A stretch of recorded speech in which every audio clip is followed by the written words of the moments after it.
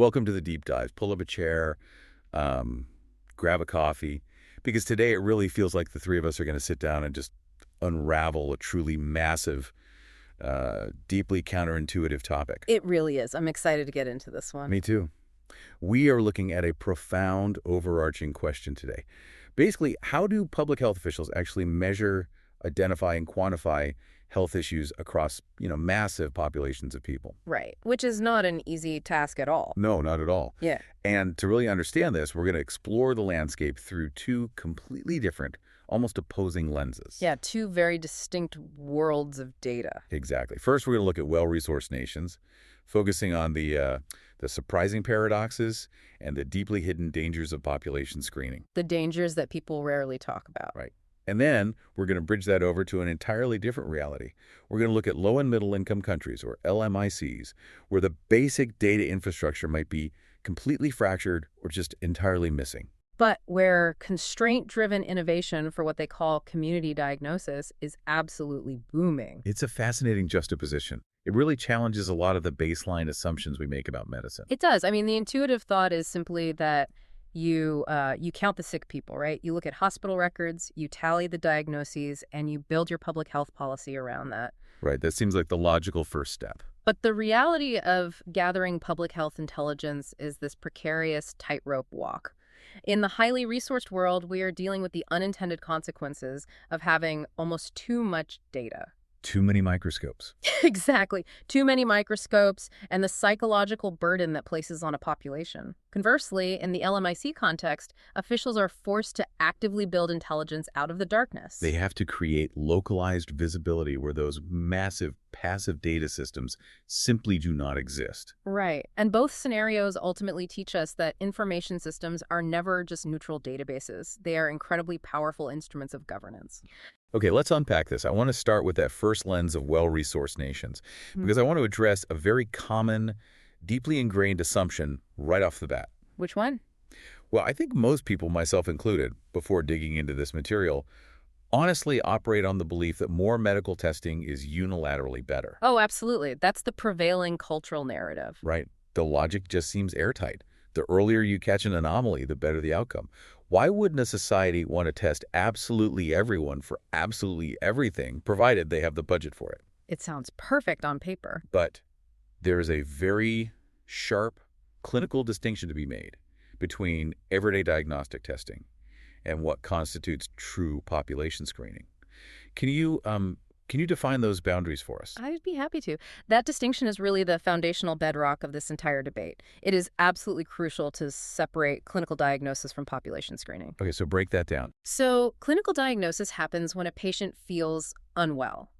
They recognize a symptom, say a persistent cough or a strange pain, and they actively seek out a physician. Right, the patient initiates the contact because something feels wrong. Precisely.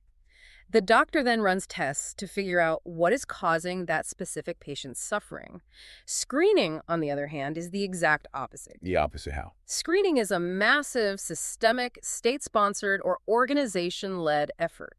It proactively reaches out to a defined population of people who feel perfectly healthy. Asymptomatic people. Exactly. These are individuals who have zero symptoms. They're going about their daily lives, presuming themselves to be entirely well. The system asks them a question or offers them a test, looking for a disease or even a pre-disease state before it has ever caused a single issue. So we're talking about things like national breast cancer screening programs. Yes, or cervical cancer smear campaigns, or even newborn blood spot tests. Okay, so it is entirely unsolicited from the patient's perspective. It's an intervention on the healthy. That's a great way to put it. And this is also distinct from what the sources call opportunistic testing or case finding, correct? Yes, very different. Like, for instance, if I go to my primary care doctor for a sprained ankle, and while I'm there, the doctor decides to take my blood pressure or check my blood sugar just because I'm in the room. That's opportunistic. Precisely.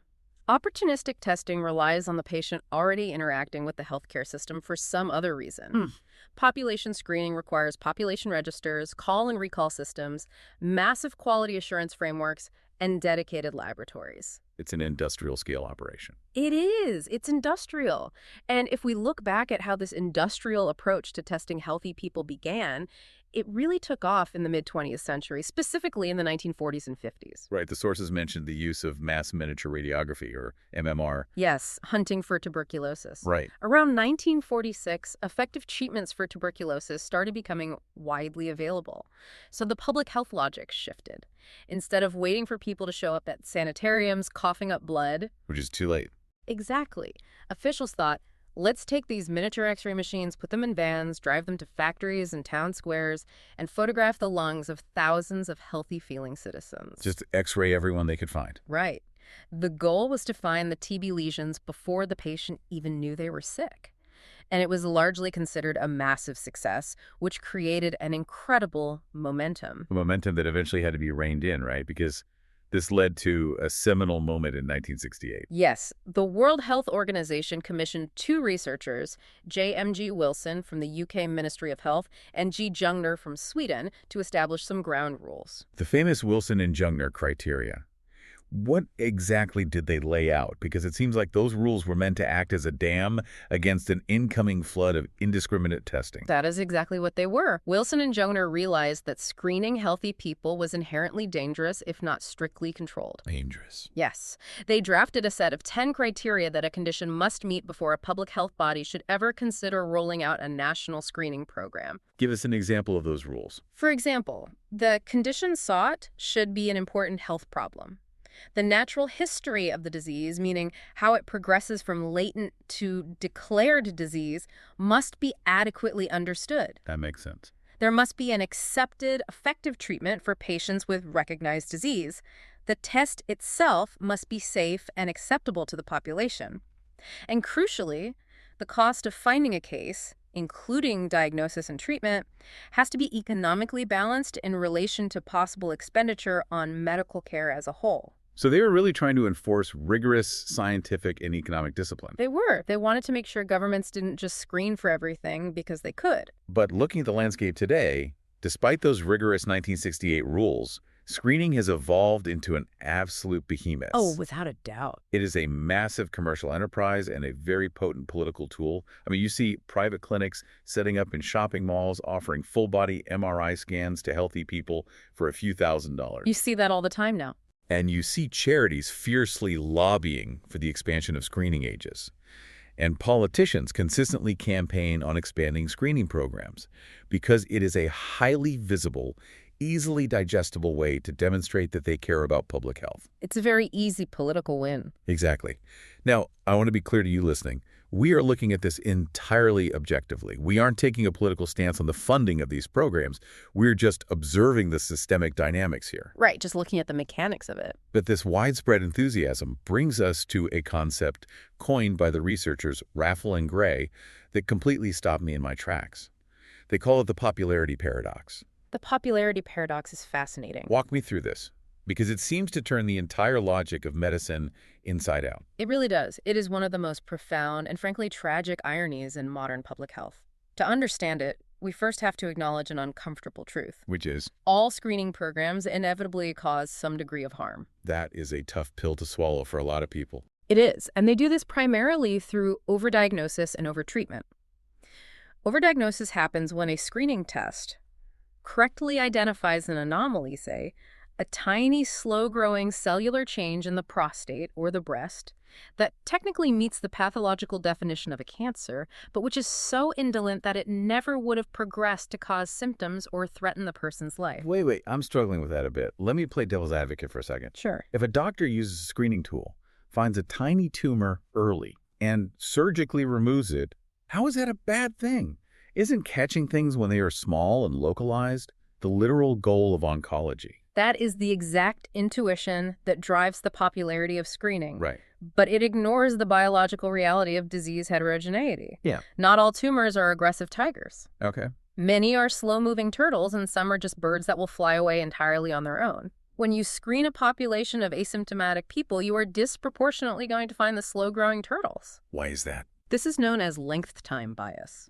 The aggressive tigers grow so fast that they emerge clinically between screening intervals. They pop up as symptoms. The slow ones, the turtles, hang around long enough to be caught by the screening net. Oh, I see. But once a doctor finds that turtle, the current medical paradigm usually dictates intervention. They biopsy it, they radiate it, they surgically excise it, they treat a disease that was never destined to cause harm. Because they can't always tell if it's a turtle or a tiger in the moment. Exactly. So the patient is subjected to the severe physical and psychological morbidity of cancer treatment, the surgical risks, the toxicity of chemotherapy, the lifelong anxiety for absolutely zero clinical benefit, because their life was never actually in danger from that specific lesion. If left completely alone, the person would have eventually died of old age or something else, completely unaware they even had this anomaly. Okay, I see. So the harm is taking a healthy person and turning them into a patient unnecessarily. Yes. But how does this translate into the popularity paradox? Why does causing harm make the program popular? Because the patient doesn't know they were overdiagnosed. Oh, wow. They are simply told, we found a tumor, but we caught it early, and we removed it. From that patient's perspective, the screening program literally saved their life. So the paradox isn't it? The paradox is this. The greater the harm a screening program causes through this overtreatment, the more healthy people it needlessly subjects to surgery and radiation, the more popular the program becomes. Because you are effectively mass-producing a deeply loyal army of advocates who falsely believe they owe their life to the program. Precisely. The individual is absolutely genuine and authentic in their gratitude. They truly believe they were saved. That is staggering. So if I go in as a healthy person, get screened, get an anomaly flag that would have just sat dormantly in my body forever, and I undergo an unnecessary surgery, I don't walk away angry. No, you walk away as the program's most vocal champion. I tell my family, my friends, my coworkers, you have to get screened, look at me, it saved my life. I become an anecdotal weapon advocating for a system that actually harmed me. Exactly. But at a population epidemiological level, the statistics reveal the illusion. The program isn't reducing overall mortality. It is just inflating the number of survivors by diagnosing people who are never truly at risk. It creates an impenetrable shield of anecdotal success. It does, which makes these programs incredibly difficult to evaluate objectively or, as we will discuss later, to ever shut down. Which brings us right into the core mathematical mechanics of how these tests actually perform in the real world. Let's get into the math of missing and mislabeling. Because if the general public understood the statistical realities of these tests, I think the enthusiasm for indiscriminate screening would plummet. I agree completely. We need to dissect the concepts of sensitivity versus specificity, and we need to do it without dumbing it down. We aren't talking about catching fish in a net. We are talking about clinical cascades. Let's ground it in the clinical reality. Any test has parameters of performance. Sensitivity is the test's ability to correctly identify those with the disease. It's the true positive rate. If 100 people genuinely have a disease and your test's sensitivity is 90%, it will correctly flag 90 of them, but it will miss 10. Those 10 are your false negatives. Right.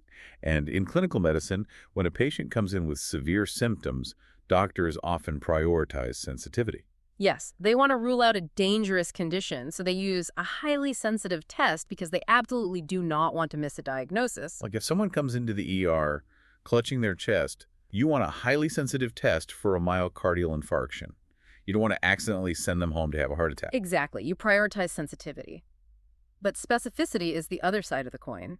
Specificity is the test's ability to correctly identify those who do not have the disease, the true negative rate. The healthy people. Right. If 100 perfectly healthy people take the test and the specificity is 95%, the test will correctly tell 95 of them they are fine.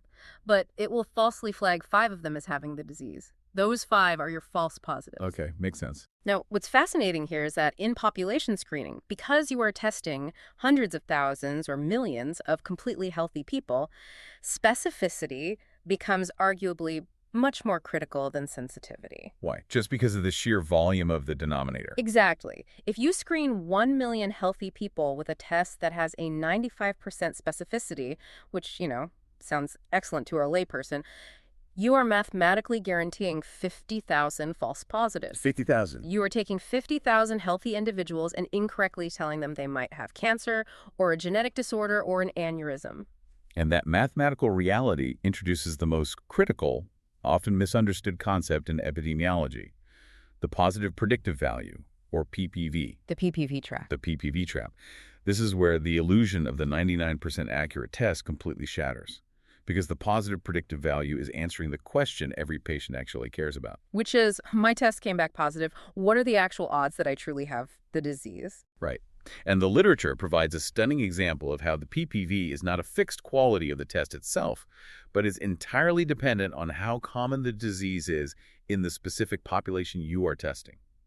They use the example of screening for beta thalassemia. Yes, let's walk through the exact statistical mechanics of that beta thalassemia example. Please do. Beta thalassemia is a genetic blood disorder affecting the production of hemoglobin. One way to screen for carriers is to look at the mean cell hemoglobin, or MCH. Researchers established an MCH cutoff of 27 picograms. If your MCH is below 27, the test is positive. Okay, a clear biological threshold. Right. Now, they deployed this exact test, same chemical reagents, same laboratory equipment, same 27 picogram cutoff in 2 different London hospitals that served populations where this genetic trait was highly prevalent. Okay, so a high-risk population. What happened? In that high prevalent setting, the test performed brilliantly. The positive predictive value was calculated at 77.4%. So that means if the laboratory rings the physician to say the test crossed the threshold and is positive, there is roughly a 3 in 4 chance the person genuinely is a carrier of the beta thalassemia trait. Correct. The clinical pathway proceeds smoothly. The test is highly useful. Okay, so 77% accuracy in a high-risk hospital setting makes total sense. The test works. It works in that specific context. But what happens if politicians get their way and roll that exact same test out to the general public? If you take it to a low prevalence area where this specific blood disorder is exceedingly rare, does the math still hold up? It completely collapses. Really? Yes. The researchers modeled taking that exact same test with the exact same sensitivity and specificity into a general low prevalence population. Because the true prevalence of the disease drops so drastically, the sheer volume of false positives overwhelms the tiny handful of true positives. Wow. The positive predictive value absolutely plummets to between 1.3% and 30%, depending on the exact baseline prevalence of the specific geography. Let that 1.3% figure hang in the air for a second. In that low prevalence scenario, if you get a phone call from your doctor saying your screening test came back positive, there is a 98.7% chance that the test is wrong, and you are perfectly fine. That is the PPV trap. The test didn't change. The population did. That is mind-blowing. We really need to talk about the clinical cascade that follows that 98.7% false positive rate. Because we aren't just talking about a momentary scare here. Not at all. We are talking about a massive iatrogenic cascade of interventions. If a healthy person gets a false positive on a cancer screen, the next step isn't just a reassuring pat on the back. It's secondary invasive diagnostics. Yes, biopsies that carry risks of infection and bleeding. CT scans injecting contrast dye that carries risks of nephrotoxicity. It's weeks of waiting, time taken off work, and severe psychological morbidity.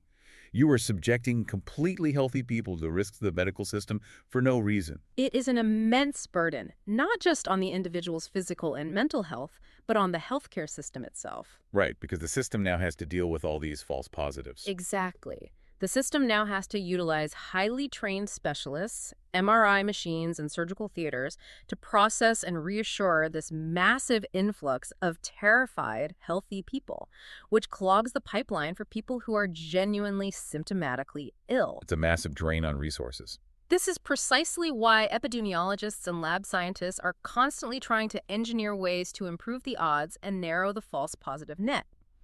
One primary method discussed in the sources is the combining of tests, essentially layering probabilities. Like what they do with antenatal screening for Down syndrome. Exactly. If you just used a single biomarker in the mother's blood, the false positive rate would be unacceptably high. You'd be recommending amniocentesis, which carries a small but real risk of inducing a miscarriage to far too many women whose fetuses do not have Down syndrome. So they developed the quadruple test. Right. They measure 4 different biochemical markers in the maternal serum, alpha-fetoprotein, human chorionic gonadotropin, estriol, and inhibin A. And by layering those 4 independent variables together, along with the mother's age, you construct a much more precise risk algorithm. This combined approach increases the detection rate to roughly 70%, while restricting the false positive rate to around 5%.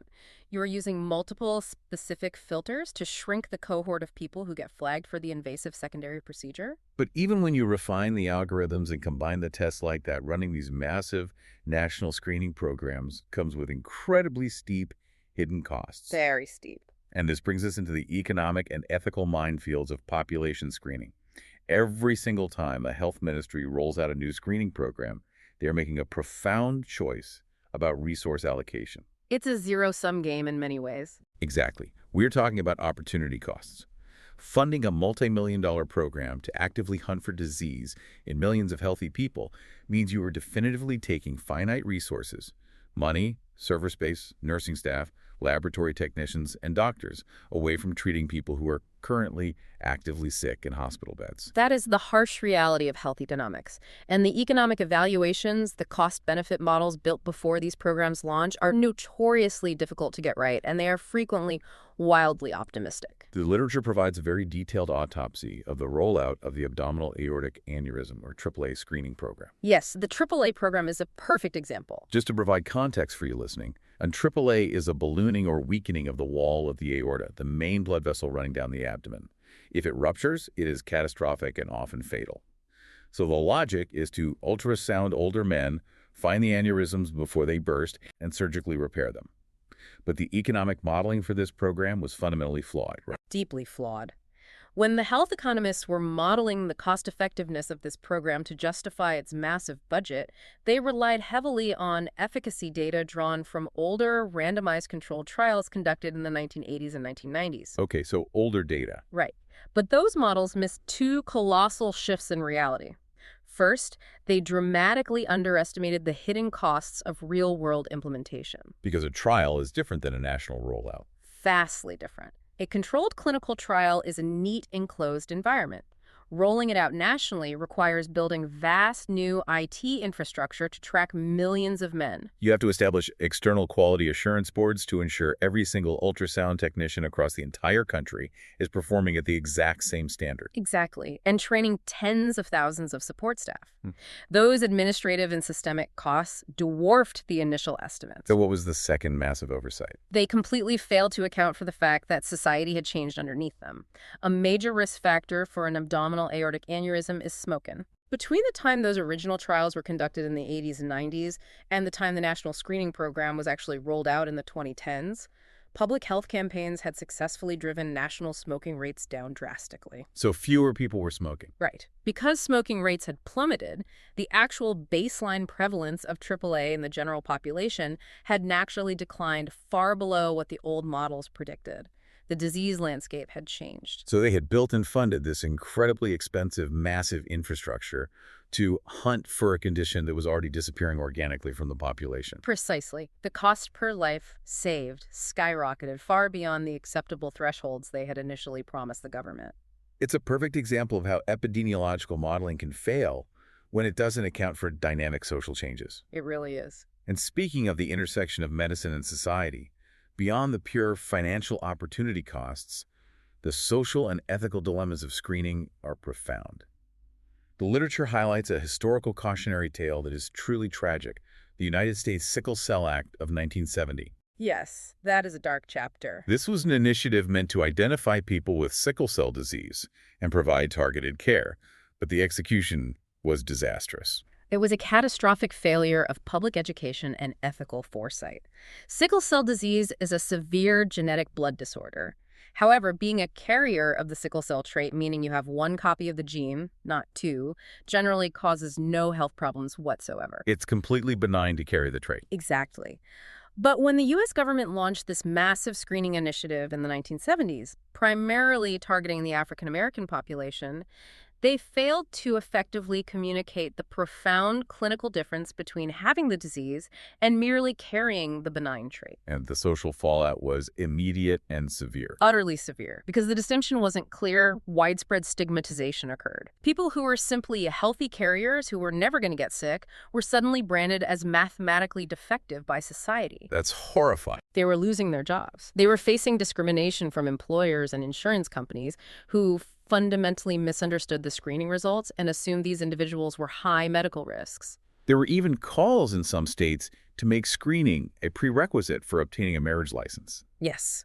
The backlash against this coercion and stigmatization was so intense that the public eventually outright refused to participate.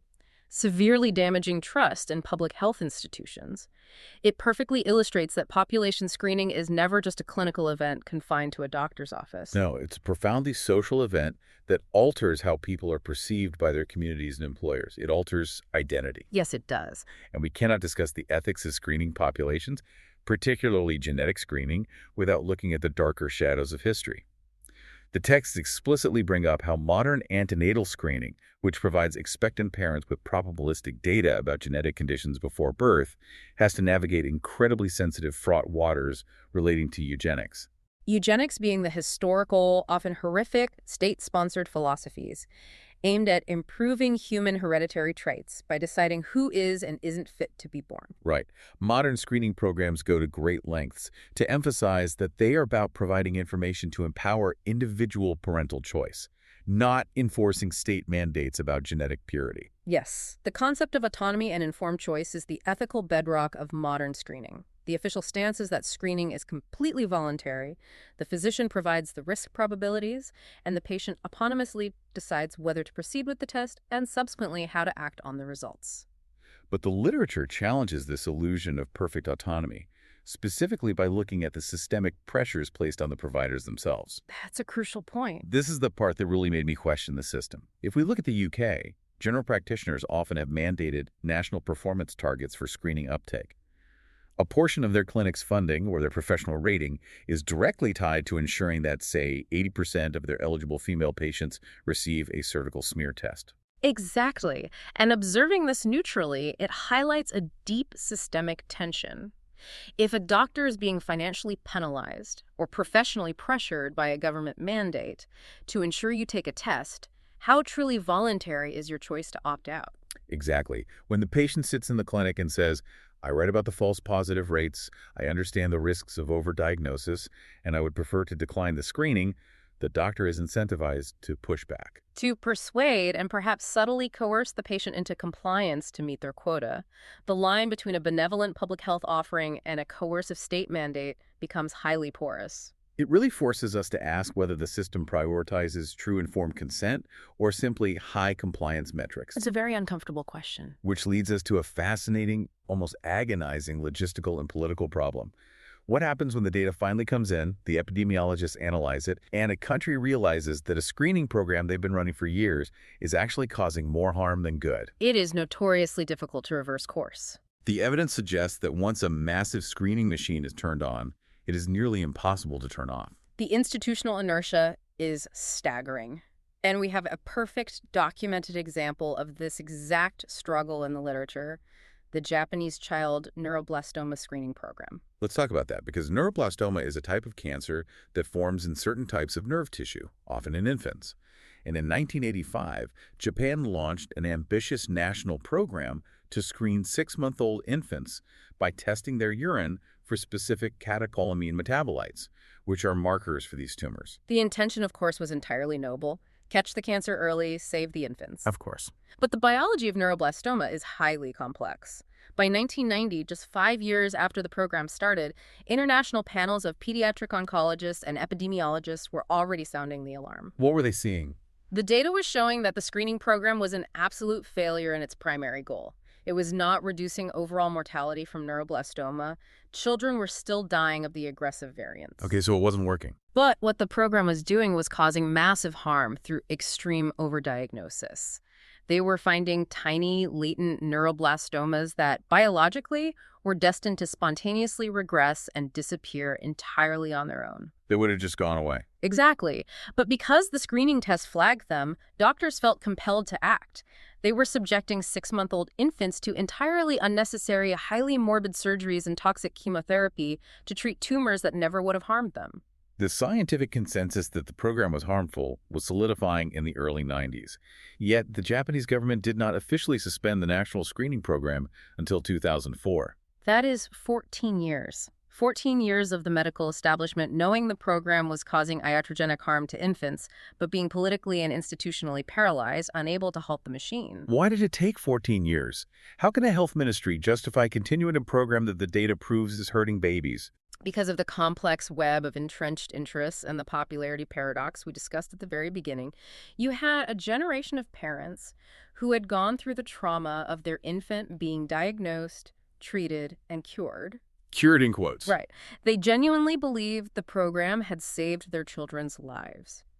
To shut the program down was to implicitly tell those parents that their child's suffering, the surgery, the chemotherapy had all been for nothing. That is politically explosive. Oh, wow. I hadn't thought about that. Furthermore, you had testing laboratories whose revenue streams depended on processing millions of infant urine samples.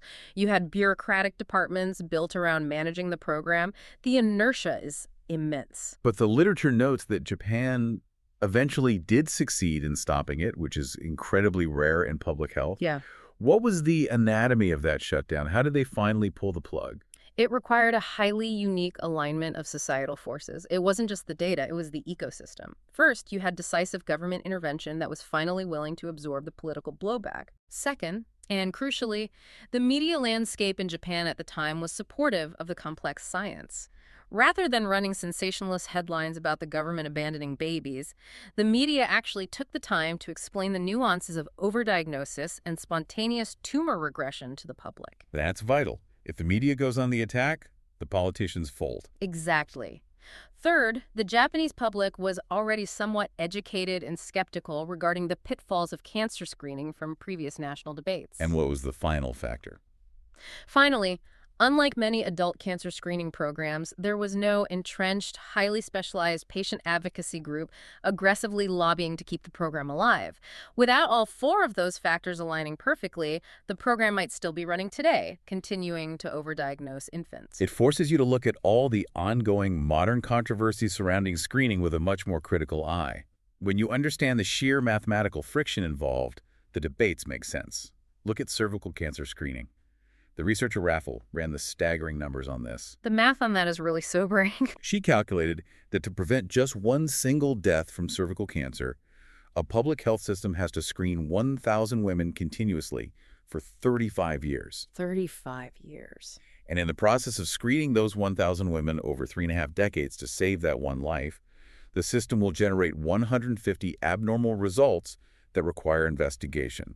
And 50 of those women will undergo medical treatments like cervical biopsies or cone excisions that they likely wouldn't have otherwise needed, carrying risks of hemorrhage and future premature births. That is a massive number needed to treat and an equally massive burden of harm to weigh against the benefit. And we see the same intense, fiercely polarized debates happening right now around prostate-specific antigen, or PSA, testing for prostate cancer. Yes. The evidence is clear that many more men die with prostate cancer than of it. It is often one of those slow-moving turtles we talked about. Yet, widespread PSA screening routinely leads to the discovery of these indolent cancers, thrusting men into a cascade of biopsies and radical prostatectomies that frequently result in debilitating lifelong incontinence and impotence without necessarily extending their lifespan. Or look at the fierce, decades-long arguments over the true benefits versus the systemic harms of routine breast cancer mammography for younger women. The calculus is agonizingly complex. It is incredibly complex. There are no easy answers here. So what does this all mean? We've just spent a massive amount of time seeing how an overabundance of data, an overabundance of microscopes and resources leads to the popularity paradox, overtreatment, and ethical quagmires in high-income countries like the UK or Japan. Yes. But that exact same core challenge, trying to accurately map reality to make health policies and govern resources, exists on the exact opposite side of the economic spectrum. Let's pivot and shift our focus to information systems in low- and middle-income countries. This is where things get really fascinating. If the West is drowning in the luxury and the hazards of too much data, how do you govern public health? How do you measure suffering when you have a complete data vacuum? That is the perfect transition, because information is governance. In high-income countries, the governance problem is filtering the noise. In LMICs, the governance problem is generating a signal in the first place. Because they just don't have the data. Right. In these environments, health officials cannot rely on massive passive IT systems to simply collect and synthesize data from highly connected, well-funded hospitals. They are operating amidst incomplete civil registries, fragmented infrastructure, and severe workforce shortages. So they have to actively build intelligence under constraint. Exactly. And the literature introduces a powerful foundational framework for this effort called community diagnosis. Community diagnosis, let's define that because it's distinct from the clinical diagnosis we talked about earlier. Clinical diagnosis looks at the individual patient sitting on the exam table. Community diagnosis steps back and looks at the entire population as the patient. Ah, I see. It is a composite mechanism, a systematic process to identify, quantify, and ultimately prioritize the health problems of a specific population at a macro level. Yeah. You are integrating hard epidemiological data with local, social, cultural, and environmental insights to figure out what is actually threatening the community. The sources outline 4 distinct sequential steps to executing a community diagnosis. First is initiation. You have to clearly define what you're actually looking for. Right. Are you trying to map the nutritional status of children under 5? Are you tracking the outbreak of an infectious disease like cholera? You have to set the parameters. Second is data collection. If you don't have electronic medical records, you have to use primary tools, sending teams out to conduct household surveys, mapping the physical geography of the village, or scraping whatever secondary records exist in local paper-based clinics. Yes. Third is analysis. Taking those raw, often messy data points and turning them into legible rates, trends, and risk ratios. And finally, the diagnosis itself, evaluating that synthesized data to prioritize which health interventions the government or NGOs need to deploy first. Those 4 steps represent the mechanical process. But the literature is absolutely emphatic on a crucial point here. Which is? None of those mechanical steps will yield accurate data without the foundation of deep community engagement. You cannot just parachute into a setting and extract data. In LMICs, large-scale household surveys are incredibly expensive, logistically complex, and they rely entirely on the trust of the community. Right. You can't just send a team of researchers with clipboards from the capital city into a rural, remote village and expect people to hand over their most intimate health details. If you don't spend the time mapping out the local power dynamics, consulting with village elders or religious leaders, your survey will fail before it starts. It will be actively resisted. This is especially true when your survey involves collecting biomarkers, things like drawing blood to test for HIV or malaria, or taking anthropometric measurements of infants. Because of local fears. Yes, there are often profound, deeply rooted local fears and myths surrounding these practices. In many cultures, the idea of strangers coming to take blood is associated with malevolent practices, witchcraft, or political exploitation. That makes total sense. If someone I don't know showed up at my door wanting a blood sample, I'd say no too. Exactly.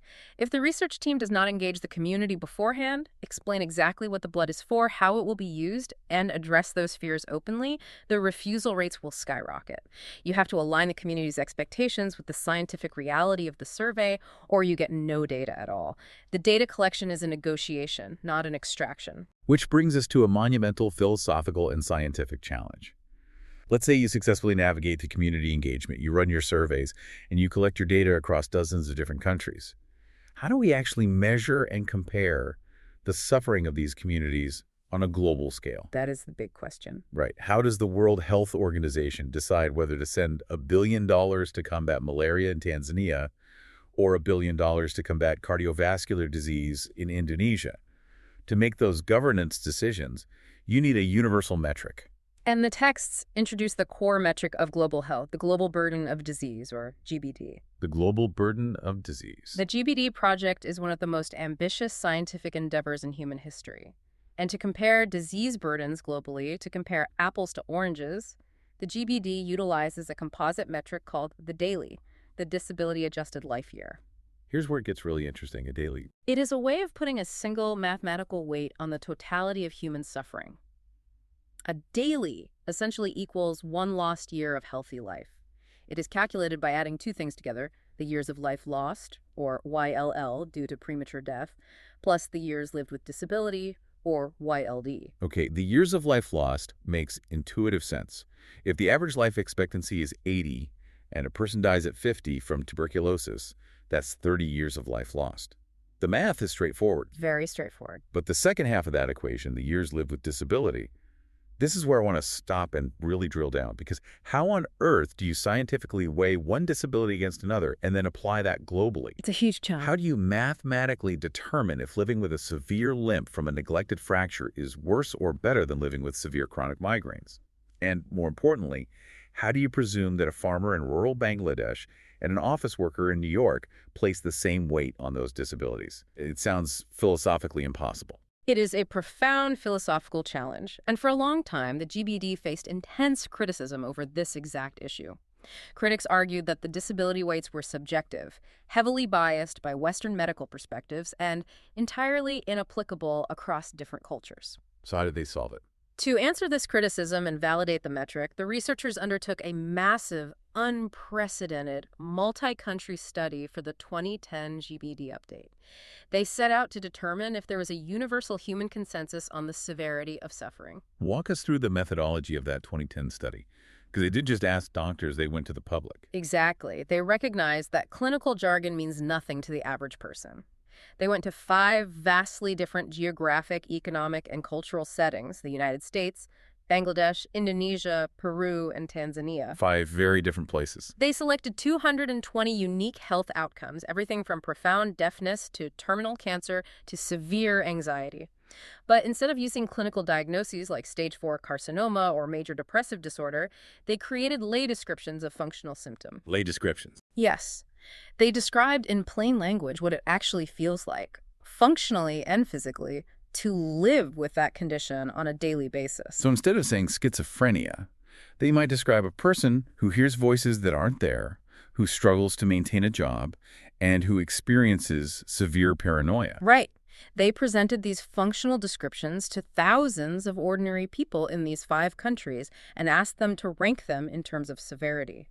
And what was the result? Did the farmer in Tanzania and the accountant in the U.S. view suffering the same way? If we connect this to the bigger picture of human empathy, the result was astonishingly profound.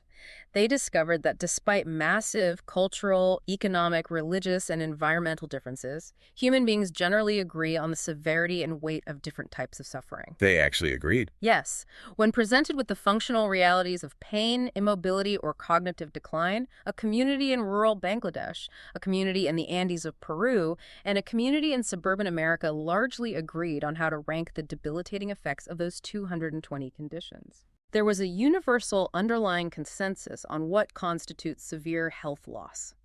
That agreement is the philosophical bedrock that allows public health officials to assign a mathematical weight to a disability, calculate the dailies, and create a truly global, equitable map of where intervention is needed most. That is incredible. It's a scientific validation of shared human experience. But while the daily gives us the metric to analyze the data, getting the raw data to feed into those calculations in the first place requires intense innovation under constraint. It really does. In high-income countries, we rely on civil registration and vital statistics systems, or CRDS.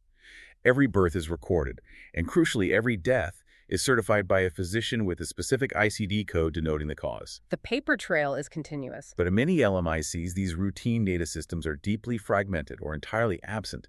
Millions of people are born, live their entire lives, and pass away in rural villages without ever interacting with a formal hospital or a state registry. It's a massive blind spot. So, how do epidemiologists find the truth in the dark? How do you map the causes of mortality when there are no death certificates? The sources highlight some brilliant workarounds, and I want to start with one that sounds both incredibly delicate and highly effective: the verbal autopsy, or VA. Verbal autopsy is a striking example of adapting scientific methodology to severe infrastructure limitations.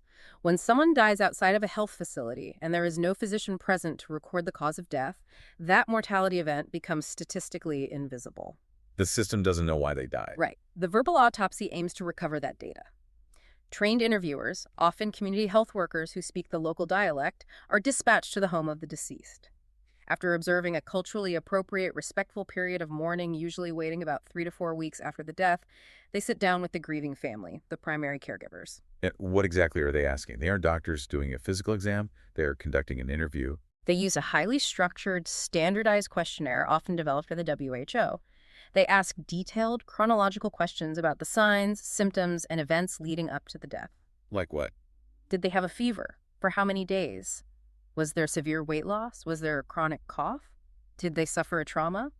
They are eliciting a comprehensive clinical narrative from the family. And then what happens to that narrative? Once that narrative is recorded, the data is fed either into a panel of trained physicians who review the symptoms and assign a probable cause of death, or increasingly into specialized automated computer algorithms that analyze the symptom patterns to determine the most likely pathology. It sounds like an incredibly sensitive process, but the data it yields is transformative.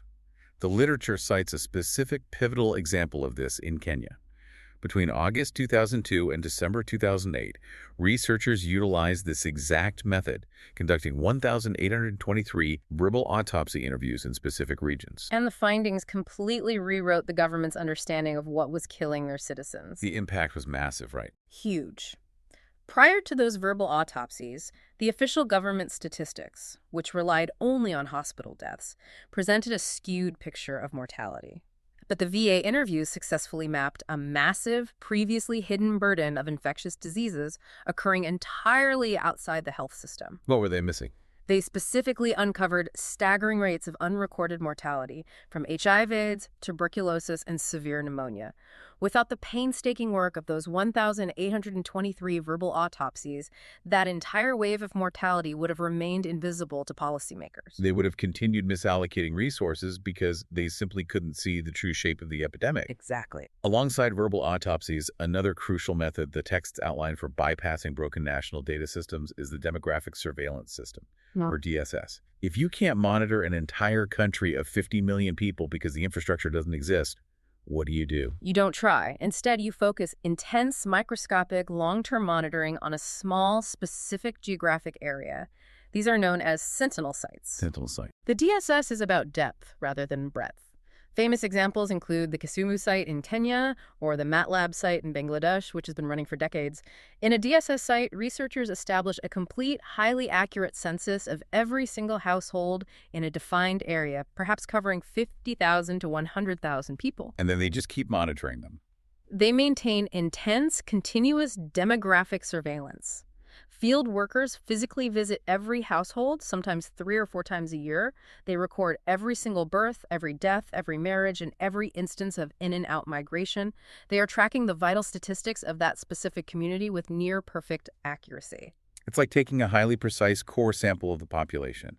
And the power of the DSS is that once you establish that pristine baseline data, you can use it as a laboratory. If you want to know if a new malaria vaccine works, or if distributing insecticide-treated bed nets reduces infant mortality, you deploy it in the DSS site. Because your monitoring is so intense, you can measure the exact epidemiological impact of the intervention. And then, using statistical modeling, you extrapolate those highly accurate localized trends to estimate the larger national picture. It is an indispensable tool for evidence-based policy in LMICs. And speaking of brilliant statistical workarounds, the literature details another fascinating method called lot quality assurance sampling, or LQAS. This represents a phenomenal cross-pollination of ideas between different industries. Oh, this is a great one. This is one of my favorite concepts in the material. LQAS wasn't developed in a hospital. It was borrowed directly from the manufacturing industry, from factory floors. Yes. In industrial manufacturing, if a factory produces 100,000 light bulbs a day, the quality control department cannot physically test every single light bulb to ensure it works. It would halt production entirely. Instead, they develop statistical algorithms where they test a small, randomly selected lot or batch. Based on binomial probabilities, they establish a decision rule. If we test 19 light bulbs and more than 3 are defective, we can mathematically assume the entire batch of 100,000 is substandard and reject it. It provides maximum security regarding quality with minimal sampling effort. Exactly. Public health officials realized they could take this exact mathematical shortcut and apply it to evaluating health system performance. So instead of testing light bulbs, you are testing health clinics or villages. How does that practically work? The text gives an example of applying this to a maternal and child health project in rural Nepal. Let's look at that Nepal example. Imagine the Ministry of Health has rolled out a program across dozens of rural districts to ensure pregnant women receive vital antenatal supplements like iron and folic acid. Crucial interventions. A few months later, the ministry needs to know, is the program actually working? Are the local clinics performing adequately? Conducting a massive traditional survey across the entire mountainous region of Nepal to check every woman's compliance would be prohibitively expensive and take months. So use LQAS. Using LQAS, they divide the region into smaller supervisory areas. For each area, they only need to randomly sample a tiny number of households, often as few as 19. They ask those 19 mothers if they received the supplements. By applying the predetermined statistical decision rule, if, say, 15 out of the 19 mothers received the care, the area is instantly classified as performing adequately. And if they didn't? If only 8 received it, the area is classified as failing, and management can immediately intervene. It provides actionable management-level data rapidly and cheaply. It is brilliant engineering applied to epidemiology. It saves a fortune while still giving supervisors the intelligence they need to act. It really does. But as we move into the modern era, the literature makes it clear that these analog workarounds, the paper surveys, the clipboards, the verbal autopsies, are being heavily supercharged by what they call the digital frontier. We are witnessing an incredible phenomenon of technological leapfrogging in LMIC health systems. Leapfrogging is the exact right term. Because they're skipping entire generations of technology, right? Exactly. Yeah. In the West, we spent decades slowly transitioning from massive rooms full of paper charts to clunky early-generation legacy IT systems, and eventually to modern electronic health records. Many LMICs are entirely bypassing that painful iterative evolution. They are jumping straight from paper ledgers directly into advanced, mobile, cloud-based electronic medical records, or EMRs. Utilizing flexible, open-source platforms designed specifically for low-resource settings. The numbers detailing this impact are staggering. The texts dive into the AMPATH project in Kenya, which is one of the largest HIV treatment programs in the world. They implemented an open-source EMR system called OpenMRS. And the data shows that implementing this electronic system didn't just passively digitize files, it fundamentally revolutionized the efficiency of the clinical care itself. The statistics on that are incredible. The statistics reveal that the EMR resulted in 22% shorter overall patient visits. Even more crucially, it reduced the time medical providers spent physically writing and searching for information per patient by 58%. 58%. When you have a severe shortage of doctors, freeing up 58% of a provider's administrative time means they can see significantly more patients in a day. It also entirely automated the crushing manual burden of generating mandatory reporting data for the Ministry of Health and international donors. It shifts the burden of data from the human to the machine, allowing the human to focus on care. And this digital revolution isn't confined to well-wired hospitals in the capital cities. The texts mention early pioneering programs like Satellite in Uganda. Tell us about Satellite. They were operating in deep rural areas where there were no physical roads, let alone fiber optic cables. Yet they were using early Palm Pilots and basic cell phone modems to securely transfer critical epidemiological data from remote villages to central servers in Kampala. Wow! They were literally building an invisible information highway over terrain where physical highways didn't exist. And when you take that localized digital patient data, the EMRs, the mobile surveys, and you combine it with modern spatial data, you cross into the realm of geographic information systems, or GIS. This is where classical epidemiology marries modern cartography. It's revolutionary. GIS allows public health officials to take abstract health metrics and map them physically onto the landscape.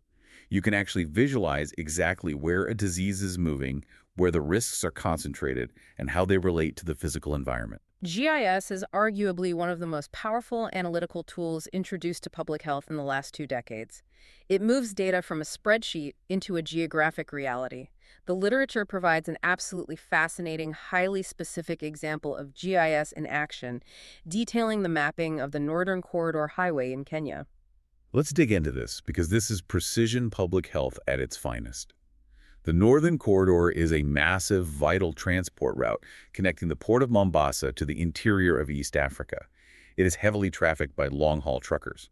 Researchers understood that the movement of these trucks was intimately linked to the spatial distribution of transactional sex. Which is a primary driver of HIV transmission in the region. Right. But they needed to know exactly where this was happening to deploy limited resources effectively. So they used GIS. First, they physically mapped the geography of the route.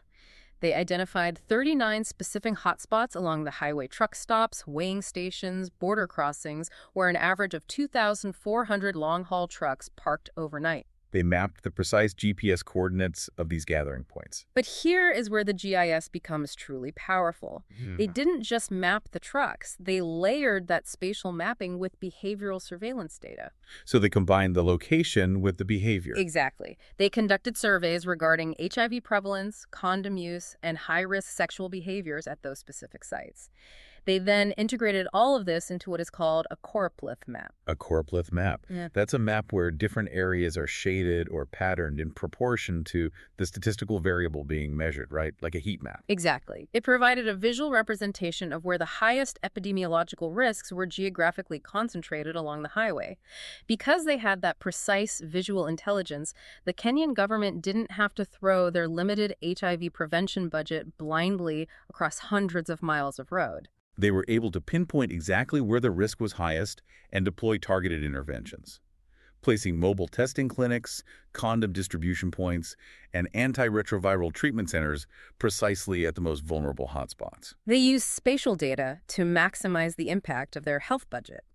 It is the ultimate expression of creating visibility out of the dark.